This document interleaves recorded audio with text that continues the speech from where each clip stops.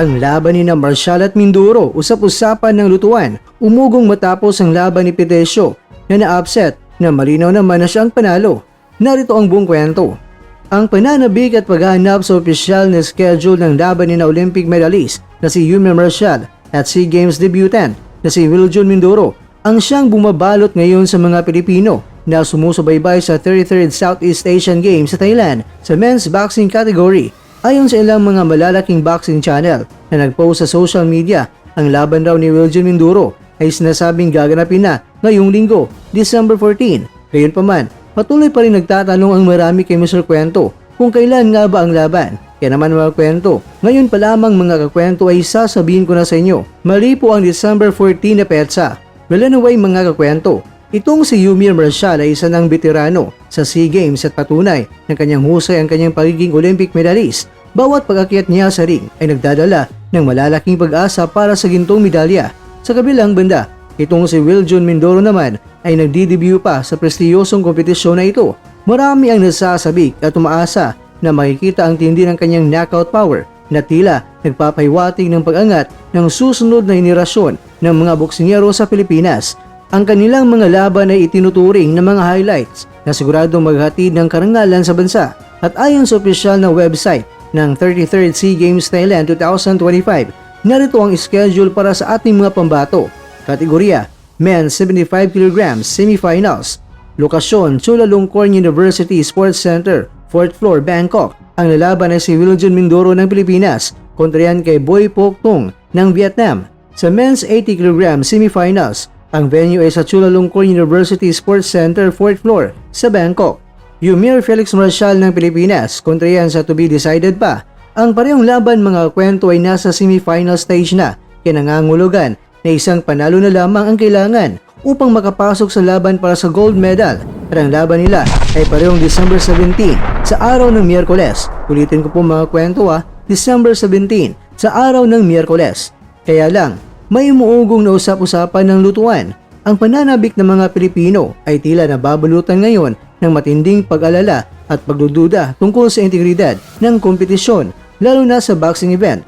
Dahil umuugong ang usap-usapan tungkol sa lutuan sa bias officiating matapos ang laban ng isa pang Olympic medalist na si Nesty Pitesio. Si Pitesio ay nagtapos lamang na may bronze medal matapos matalo siya sa isang tough split decision kontra yan kay Hassana Huswatan ng Indonesia sa women's 63 kg boxing event.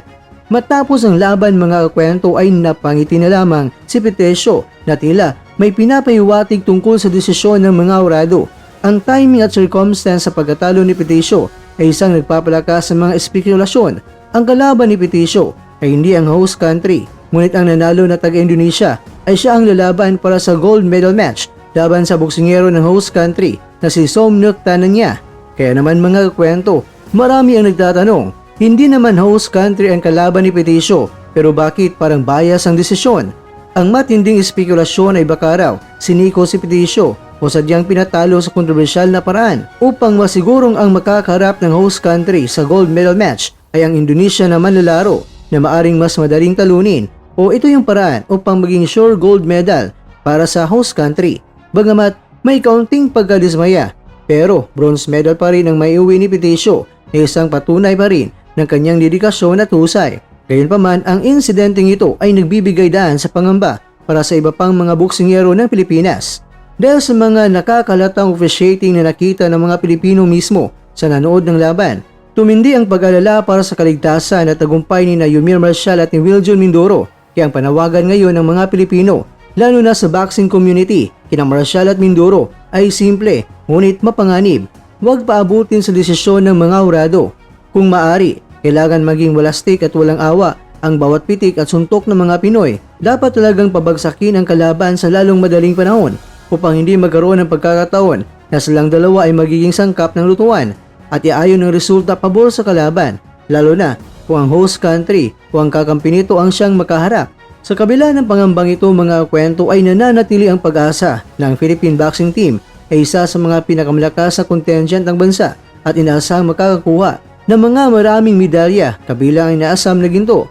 Kaya't nakatuon ngayon mga kwento ang mga mata at dasal ng bawat Pilipino, kina Yumi Marcial at Wiljon Mindoro at iba pa Ang kanilang mga laban mga kwento sa semifinals ay magiging kritikal na pagsubok hindi lamang sa kanilang husay, kundi pati na rin sa kanilang kakayahan na magdomina at magwagi sa napaka-impresibong paraan.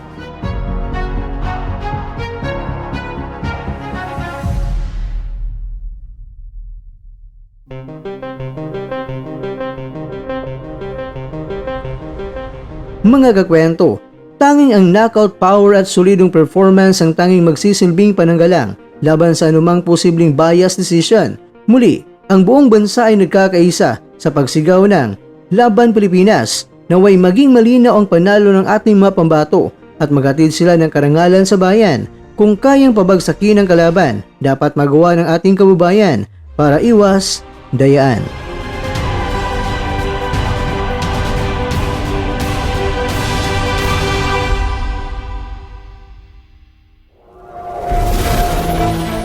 At dyan, nagtatapos ang ating kwento.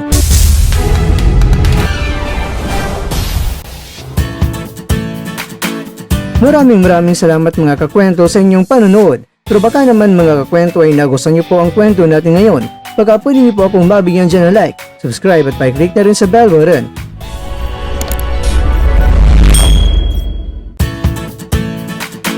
Pero bago tayo tatapos mga kwento, syempre, shoutout po muna tayo dyan sa ating mga kakwento. Kay kakwentong Pepito Bayang, kay kakwentong June Santos, kay kakwentong Dan TV Lifestyle, at kakwentong nanonood ngayon, shoutout sa iyo dyan. Bueno, lang dito na po muna ang ating kwentuhan at abangan nyo na po ating susunod na video. At dito lang po yan sa isang channel na kung saan maaring ito'y mga kwentong di pa na kwento sa inyo.